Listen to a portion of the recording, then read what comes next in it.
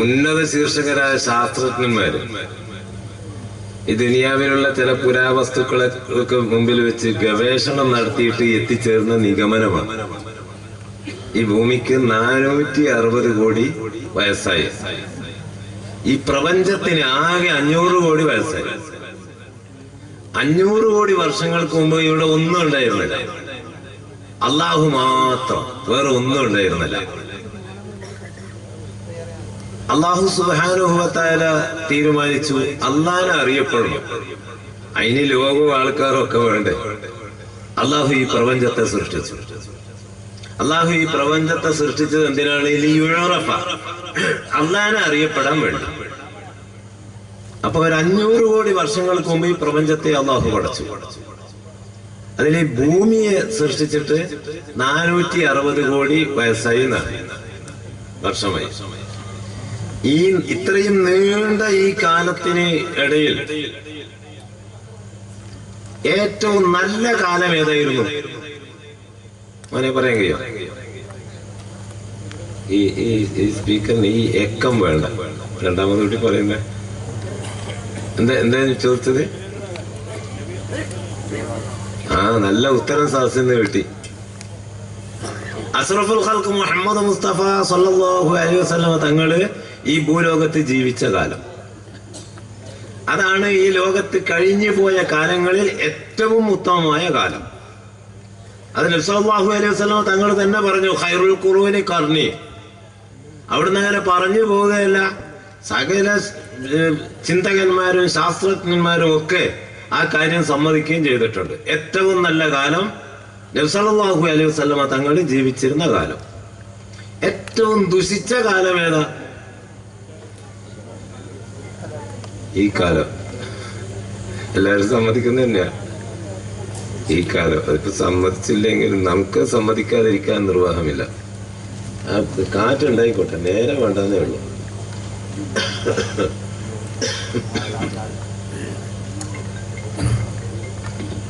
ഏറ്റവും ദുഷിച്ച കാലം ഈ കാലമാണ്.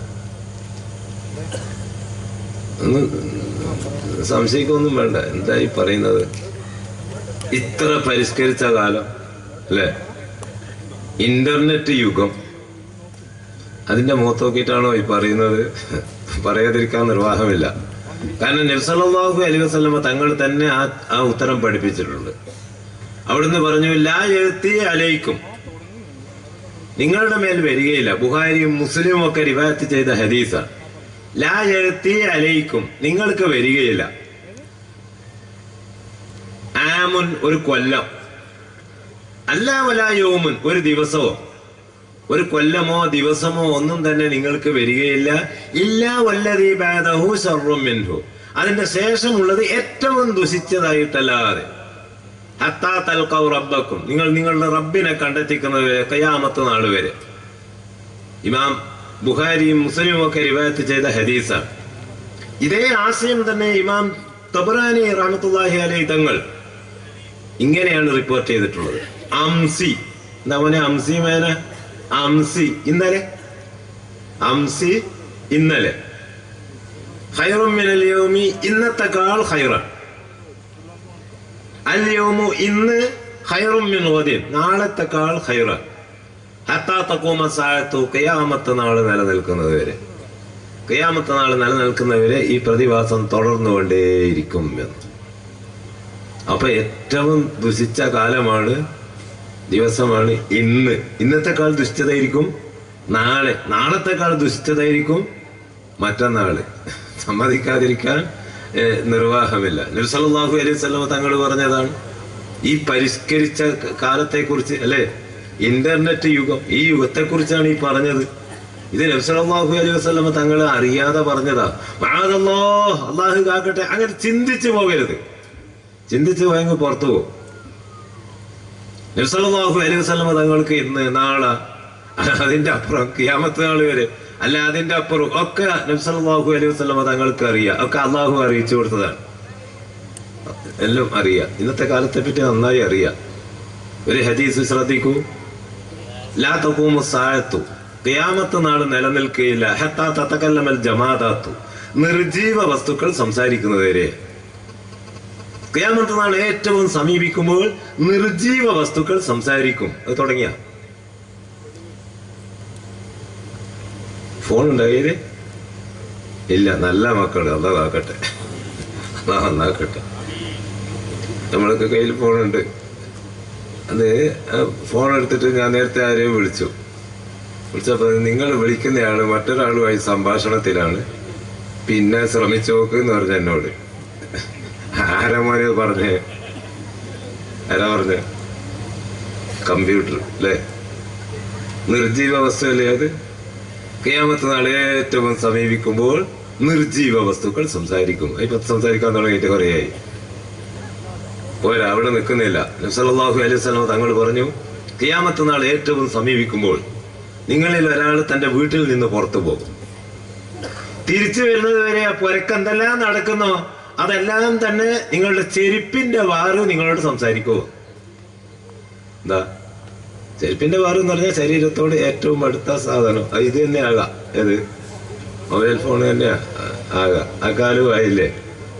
എന്നോട് ഈയിടെ പറഞ്ഞു, ഒരു വീട്ടില് ക്യാമറ ഫിറ്റ് ചെയ്തപ്പോൾ അത് ചെറിയൊരു സംവിധാനം കൂടി ഏർപ്പെടുത്തിയാല് വീട്ടിൽ നിന്ന് പുറത്തു പോയാൽ തിരിച്ചു വരുന്നത് വരെ ആ പൊരയിൽ നടക്കുന്നതൊക്കെ ലോകത്ത് എവിടെയും കാണാൻ സാധിക്കുമെന്ന് പറഞ്ഞു. എന്നല്ലേ ഇത് അല്ലേ? അപ്പൊ നമുക്ക് ഖിയാമത്ത് നാളിന്റെ ഒരുപാട് അടയാളങ്ങളുണ്ട്. ചെറിയ അടയാളങ്ങൾ, വലിയ അടയാളങ്ങൾ. അതിൽ ചെറിയ അടയാളങ്ങള് മിക്കവാറും മുഴുവനും കഴിഞ്ഞു എന്ന് തന്നെ പറയാം. പഠനം നടത്തിയെടുത്തോളം മുഴുവനും കഴിഞ്ഞു. ഒരു 300-ൽ ചില്ലാനും അടയാളങ്ങൾ. ഇങ്ങോട്ട് ശ്രദ്ധിക്കാം. അത്യം പിന്നെ എടുക്കാം. ഞങ്ങളുടെ ശ്രദ്ധ അങ്ങോട്ട് മാറുന്നു. എന്തായിരുന്നു പറഞ്ഞ?